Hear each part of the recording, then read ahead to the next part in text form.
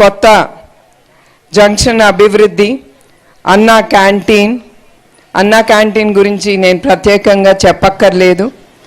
మీ అందరికీ తెలుసు ఎట్లా నందమూరి తారక రామారావు గారు మానవ సేవే మాధవ సేవ, ప్రజల్లే దేవుళ్ళని నమ్మి పేద ప్రజలకి ఆయన చాలా పథకాలు తీసుకొచ్చారు.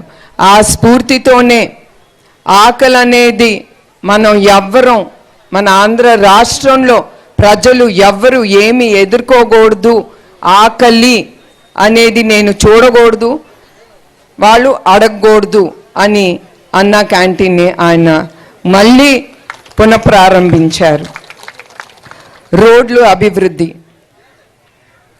అభివృద్ధి మీ అందరికీ తెలుసు. ప్రతి గ్రామం నేను విజిట్ చేసినప్పుడు వెళ్ళినప్పుడు వాళ్ళు ముందులు అడిగేది రోడ్డు అభివృద్ధి. అది తప్పకుండా దానికి స్పెషల్గా ఆయన గ్రాంట్ ఇచ్చారు. అది కూడా మీరు, అందుకే అంటున్నాను, మీరు అందరూ కొంచెం ఓపిక పట్టాలి. మీ అందరికీ తెలుసు చంద్రబాబు నాయుడు గారి గురించి ప్రత్యేకంగా నేను చెప్పనక్కర్లేదు. ఆయన ఏది హామీ ఇస్తే అది తప్పకుండా ఆయన ముందుకు తీసుకెళ్తారు. సో మీరు ఇప్పుడు రోడ్లు అవ్వాలన్నా ఏమైనా అవ్వాలన్నా కొంచెం మీరు టైం ఇవ్వాలి ఆయనకి. ఇస్తే కానీ అభివృద్ధులన్నీ మీ కళ్ళతో మీరు చూడొచ్చు. అట్లానే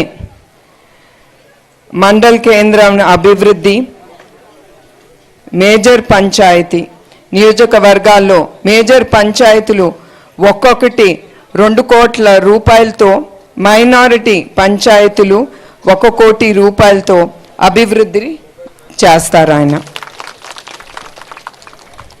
వీధి దీపాలు ఇప్పుడే చెప్పాను. వీధి దీపాల గురించి 100% వీధి దీపాలు ఆయన తప్పకుండా ఏర్పాటు చేస్తారు. ఔటర్ రింగ్ రోడ్ ఇంకా చెప్తానే ఉంటే చాలా ఉండే. ఇక్కడ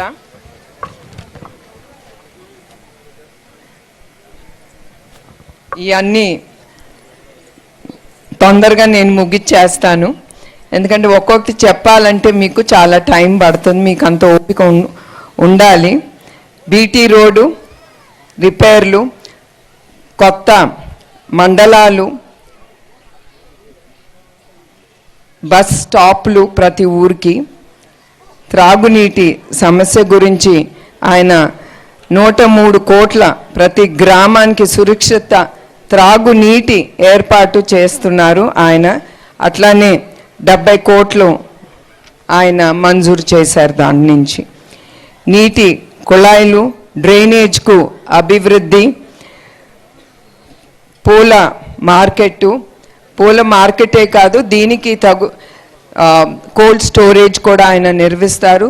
దానికోసం కూడా ఎయిర్పోర్ట్ అనేది తీసుకొస్తున్నారు. ఎందుకంటే మీరు చేసే కాయగూరలు కల్టివేషన్ కానీ, పూలు కల్టివేషన్ కానీ ఇవన్నీ తీసుకెళ్ళటానికి కార్గో ఎయిర్పోర్ట్ కూడా నిర్మిస్తున్నారు. అట్లానే రైతులు, సాంకేతిక పరిశ్రమలు, గంజాయి లేని కుప్పం, ఇది మేజర్ అండి. మీ అందరికీ చెప్పాల్సింది గంజాయి. గత ప్రభుత్వం వాళ్ళ జోబులు నింపుకోవటానికి మీ జీవితాలతో చెలగాటారు. మీ జీవితాలే కాదు, మీ కుటుంబ జీవితాలతో, మీ బిడ్డల జీవితాలతో వాళ్ళు చెలగాటారు. చంద్రబాబు నాయుడు గారు మళ్ళీ సీఎం అయిన తర్వాత ఆయన ఒక కమిటీ వేశారు. ఆ కమిటీతో చాలా వరకు ఆయన రోజు మానిటర్ చేస్తున్నారు. పోలీసులు వాళ్ళ సహకారంతో ఇది చాలా వరకు ఆపగలరు. కానీ నాకు తెలుసు గత ప్రభుత్వంతో ఈ గంజాయితో ఏమైందో. ఎస్పెషలీ మన ఆడబిడ్డలు వాళ్ళకి ఈ అలవాటు చేసి వాళ్ళని రేప్ చేసి అట్లా ఎన్నో విన్నాను. ఈ మధ్యన మళ్ళీ కనుక్కుంటే ఈ అత్యాచారాలు చాలా తగ్గినాయి అని తెలిసింది. ఎందుకంటే ఈ గంజాయి తీసుకున్న తర్వాత వాళ్ళు ఏం చేస్తున్నారో ఎవరికి ఏం తెలియట్లేదు. అందుకే చంద్రబాబు నాయుడు గారు ముందల ఈ గంజాయి అనేది ఉండకూడదు యావత్ ఆంధ్రప్రదేశ్లో అని ఆయన ముందుకు తీసుకెళ్తున్నారు. ఆ కమిటీ ఫామ్ చేశారు. దాంట్లో హోమ్ మినిస్టర్ గారు అనిత గారు, చంద్రబాబు నాయుడు గారు, లోకేష్ దాంట్లో కమిటీ మెంబర్స్. తర్వాత కరువు రహితం.